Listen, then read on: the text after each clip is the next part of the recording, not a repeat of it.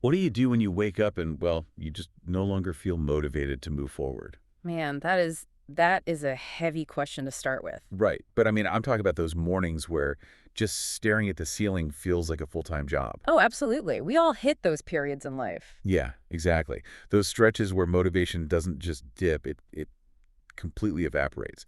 The goals you set for yourself suddenly lose all their meaning. The future looks incredibly blurry. And, maybe you're dealing with an emotional pain or a burnout that just feels utterly overwhelming. Yeah, where the mere idea of putting your feet on the floor feels like standing at the base of Everest without oxygen. Exactly.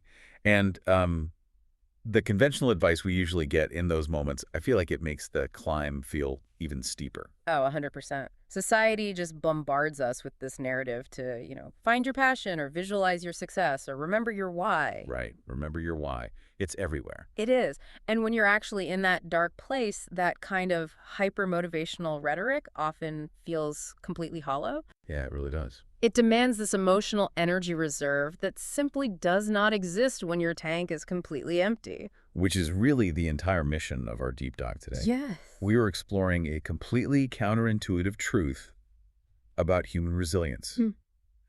We're going to look at why rigid, seemingly boring, deeply unglamorous routines often become our most vital life preservers, precisely when our lives feel the most chaotic and unstable. It's such a fascinating topic. It really is, and we're dissecting a really interesting document today that extracts real-world psychological life skills from a very specific part of a story called Mushoku Tensei. Oh, Specifically, it's Chapter 7, known as the Youth or Mid-Level Adventurer Arc. right. And I think it's important to mention for anyone listening who, might not be familiar with the source material, you really don't need to be an anime or light novel fan to grasp the gravity of this. Got it all. We are bypassing the fantasy elements entirely to look at raw human struggle here. The text uses the protagonist's absolute darkest chapter as a sort of psychological lens. Yeah, because the way this narrative handles emotional recovery and the hidden power of daily habits, I mean, it is profoundly applicable to real-world trauma or career setbacks and just deep personal disappointment. The Exact. analogy that immediately comes to mind when I review these notes is that hitting rock bottom feels like treading water in the middle of a dark, violent storm at sea. Oh, wow. Yeah, that's a visceral image. Right, you don't need a map in that moment. You don't need a grand, inspiring vision of the horizon or some 5-year plan. You just need a rhythm to keep breathing. Like kick, Yeah. sweep, breathe. Kick, sweep, breathe. Because if you stop to try and figure out your ultimate destination, You drown. Exactly. that visual perfectly captures why relying on motivation during a crisis is a massive trap. I mean, motivation is fundamentally an emotion, right? Right. And emotions are inherently volatile. Our source text points this out explicitly, actually warning against letting your emotions dictate your actions during periods of burnout or grief. Because motivation comes and goes based on incredibly fickle variables, right? Like how well you slept, your blood sugar levels, or just a random intrusive thought you had in the shower. Exactly. If you wait to feel better or, feel driven before you start moving, you will be paralyzed indefinitely. The text delivers a very direct, uncompromising piece of advice here. It says, do not let emotion control your routine. I have a theory about that. It feels like motivation is a fair weather friend. Ooh, I like that. Yeah, it's great when the sun is shining and things are going your way, but the second things get difficult, motivation just completely abandons you. Right, it's out the door. But there's a phrase translated from the source material that initially, well, it rubbed me the wrong way. Which one? It talks about making yourself a slave to routine. Oh, right. Yeah, because becoming a slave to your habits sounds depressing. It sounds robotic, almost dystopian, It does sound a bit bleak. Right. If someone is already hurting and depressed, telling them to just become a mindless slave to a checklist feels a bit cold, doesn't it? The phrasing is stark, I'll give you that. But reframing it through the specific Japanese concept used in the text reveals a really deeply compassionate strategy, actually. Okay, how so? So the concept translates to building a breakwater. Like those massive concrete and stone walls built out in the ocean. Oh, to shatter the force of incoming waves before they can destroy the harbor. Exactly. A routine is a breakwater for your mind. Think about the cognitive load of a normal day. When you're emotionally devastated, every single tiny choice, what to eat for breakfast, when to shower, what clothes to put on it, requires a massive expenditure of willpower. Yeah, you're suffering from severe decision fatigue. Precisely. So by entirely removing the room for hesitation, by just saying, I do not have to think about my morning. I just do it because it is 8:00 a.m. You are stopping a total mental collapse. So the lack of freedom is actually the mechanism that saves you. You're outsourcing your willpower to the clock. When everything else in your life feels chaotic and completely out of your control, turning your daily schedule over to this rigid, unchanging script gives you back a fundamental sense of predictability. Yes. You don't have to summon the energy to care. You just have to follow the steps. Translating that theory to a person who can barely get out of bed is really where the source material shines, I think. Oh, definitely. The protagonist, Rudius, provides just a brilliant case study for this. Right, because he's just suffered a devastating traumatic parting with his loved one, Iris. Yeah, he is utterly heartbroken. He's dealing with a profound sense of inability, deep despair, and just acute loneliness. In the story, his reputation actually earns him the literal nickname, Quagmire. Quagmire. A deep, thick, muddy swamp that swallows you the more you struggle. Yeah. That is an incredibly heavy, visceral metaphor for depression and being entirely stuck in life. It really is. And most narratives, they treat this level of despair as the setup for a dramatic, cinematic turnaround. Right, like a sudden burst of inspiration, a soaring musical score, and the hero is suddenly back on their feet. Exactly, a training montage. But the source material rejects that entirely. Instead, Rudius puts on what the text calls mental armor. Mental armor. Yeah, and that armor consists of doing the exact same, unchanging daily repetition. Every single day, without fail, he completes his muscle training, he prays, he eats, and he goes out to do his job. Wow. There is no montage, there is no sudden epiphany, there is only the breakwater. It's so unglamorous. But we wildly underestimate the power of those small, consistent actions, don't we? We really do. When you are emotionally adrift, forcing yourself to do muscle training every morning isn't really about getting physically stronger.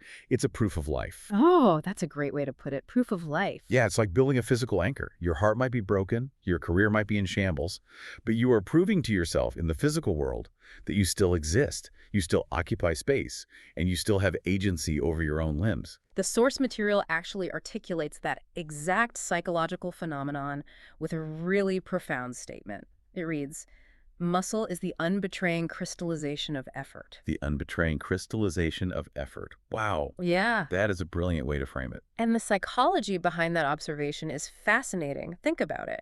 When you are navigating a severe crisis, a terrible breakup, a major business failure, a betrayal, the world suddenly feels dangerously unpredictable. Right.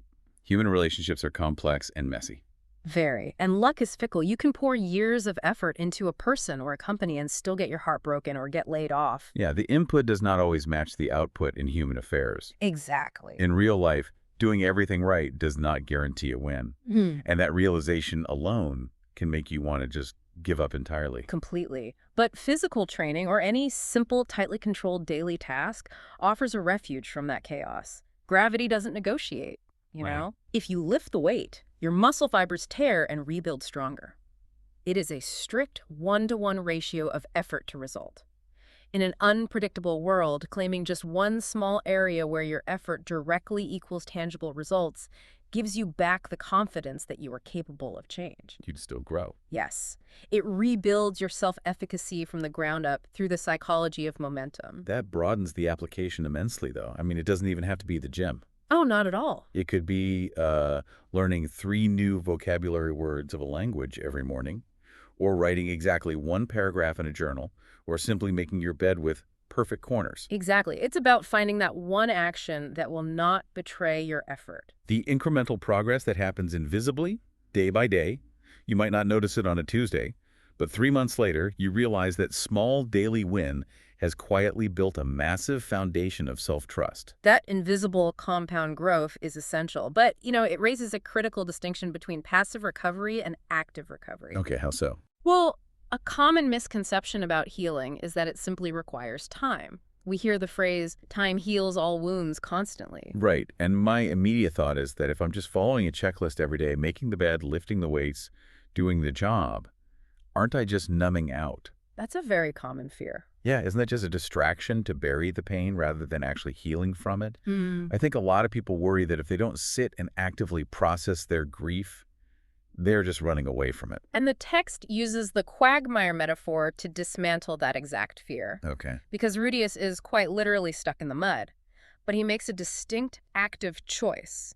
He chooses to keep moving forward, covered in mud, rather than stopping to wait until the mud can be completely wiped off. Oh, I love that. Waiting for the mud to dry before you start living again is a fallacy Because it just doesn't happen. because the mud just hardens and traps you completely. Yeah. You don't wait to be entirely clean of your grief or your anxiety before you start moving. You just accept that you're going to walk with the mud on you for a while. Exactly. The routine repairs the mind automatically in the background as you carry out your tasks. You aren't suppressing the pain. You are carrying it with you while refusing to let it halt your momentum.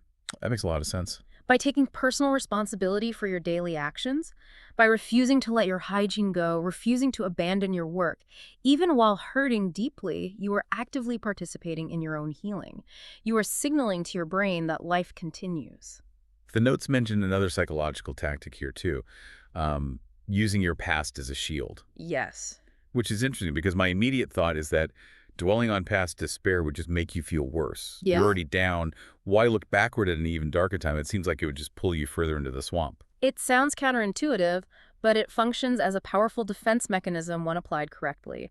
The text explains comparing your current pain to your past despair. Okay, walk me through that. So, before the events of this narrative, Rudius had a previous life where he hit an even deeper, more absolute rock bottom. He was a completely withdrawn, shut-in, a hikikomori, living in an absolute worst-case scenario of isolation, fear, and regret. Okay. When he faces this new, intense heartbreak, he doesn't ignore his past. He actually looks back at those darkest days and uses them as a baseline for his current survival. Wow. I see the power in that. It shifts the perspective entirely. It really does. It's taking your past trauma, which usually acts as an anchor dragging you down, Yeah. and forging it into a shield for the present. Exactly. It's looking at the current crisis and saying, okay, this hurts horribly right now. I am covered in mud. But I remember a time when the water was over my head and I didn't think I'd survive it, but I did. Yes, it provides a relative scale for your suffering. That is a deeply practical tool for anyone listening. We all have our own version of a worst day. Recalling that you lived through it, that your track record for surviving bad days is currently 100%, it neutralizes the panic of the current moment.